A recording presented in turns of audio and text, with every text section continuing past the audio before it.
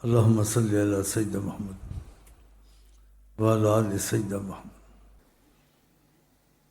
صدقے سے بڑا فائدہ ہوتا ہے، ہر وقت نکالا کرو۔ نبی کریم نے فرمایا تم بخیل ہو، فقر سے ڈرتے ہو، بخیل ہو فقر سے بھی ڈرتے، اتنی تنگ دستی ہے۔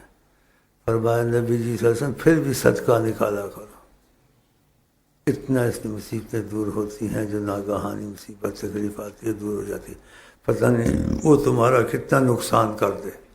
تو نبی جی کی بات پہ یقین ہونا چاہیے۔ مثلا بازار جا رہے ہو، کوئی صدقہ نکال لو، بچہ بیمار ہے ڈاکٹر پر پہلے کوئی صدقہ کا 150 لو، پھر دعائیں بھی کرو۔ کوئی چیز خرید رہے ہو، کچھ رہے ہو، تھوڑا سا صدقہ نکالو، 100-50 ہزار۔ اگر بڑی کوئی چیز خرید رہے ہو زیادہ نکالو، 10,000 20,000۔ کوئی ناگہانی مصیبت سے بیماری دور نہیں ہوتی، ڈاکٹر سے علاج کراتے ہو، بڑا صدقہ نکال دو بڑی مصیبت کے لیے۔ نبی کریم کی بات پہ یقین ہونا چاہیے۔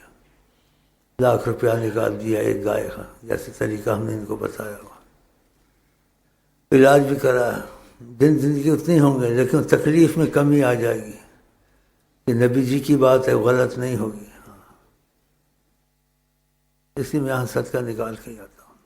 اس کی بڑی نبی کے اپنے امت کو حرص دلائی ہے، اس لیے اپنی امت پر کوئی تکلیف نہیں چاہتے آئے۔ اس لیے نبی جی صلی اللہ علیہ وسلم فرمایا تم کو کہ تم میں سے کسی کو کانٹا بھی چبھتا ہے تو فرماتے مجھے تکلیف ہوتی ہے۔ اتنی اپنی امت سے پیار ہے حضرت محمد مصطفیٰ۔ صدقے کا خیال کریں، یہ تعلیم یہاں عام نہیں ہے، ایسے سرسری طور سے دیتے ہیں، سطحی طور سے اہتمام اس کا طریقہ نہیں آتا۔ جیسے سفر میں کوئی جاتا ہے تو کہتے ہیں مت نکلو سفر میں کہیں سے بھی، صدقہ اچھا بہت تھوڑا بہت نکالو اور سفر کی دعا پڑھو۔ ان کو تجربے ہوئے، نبی کے ان کی بات کا تجربے کی بات کرنا بے ادبی ہے۔ گاڑیاں ٹوٹ جاتی ہیں، ان کو تھوڑی سی خراش آتی ہے، اور جو آتے ہیں جائے وقوع پہ دیکھنے پر حیران ہو جاتے ہیں، گاڑی کا تو بیخ نکل گیا، کچومر نکل گیا، یہ 12 اچھے بڑے کھڑے، نہ ان کی ٹانگ ٹوٹی ہے، نہ ان کا سر پھوٹا ہے، نہ کچھ چیخیں مار رہا ہے۔ یہ برکات نبی صلی اللہ علیہ وسلم کی تعلیم کی برکت ہے، تو یہ بھی خیال کیا کریں۔ ویسے باتوں سے باتیں نکل آتی ہیں،